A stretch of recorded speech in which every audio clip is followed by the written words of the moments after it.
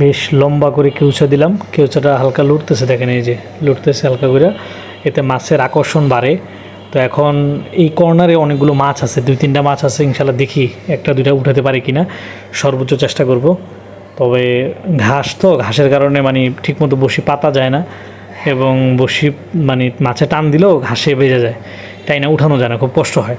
তো দেখি আজকের ভিডিওতে কোনো একটা মাছ উঠাতে পারি কিনা।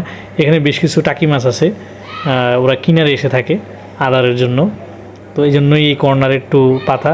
তো দেখি কোনো একটু উঠে আসছে, আলহামদুলিল্লাহ। যাক, এই যে একটা ধরে ফেলছি, বলতে না বলতে একটা ধরে ফেলছি। বেশ টান দিছিল মাছে, পুরো খায়া মানে আগেই সে বসে আছে। যাক, ভালো হইলো, একটা মাছ ধরলাম। পুরো গিলা ফেলাইছে মাছটা, দেখছেন পুরোটা বসি গিলা ফেলাইছে। এই বসিটা খুলতে পরে অনেক কষ্ট হয়ে যায়, এমনও হয় যে মাছ মরে যায় পরে। মানে ওরা ওদের লোভ এত পরিমাণ, লোভ হবে না কী কারণে, কেউচা দিছি তো, টাকি মাছের জন্য তো কেউচা, কই মাছের জন্য, এদের জন্য তো সবচেয়ে মানে লোভনীয় একটি মানে আধার। তো অবশ্যই সাপোর্ট করবেন, শেয়ার করবেন। আর এই মাছটাকে কী মাছ বলে আপনাদের বাসায় অবশ্যই জানাবেন।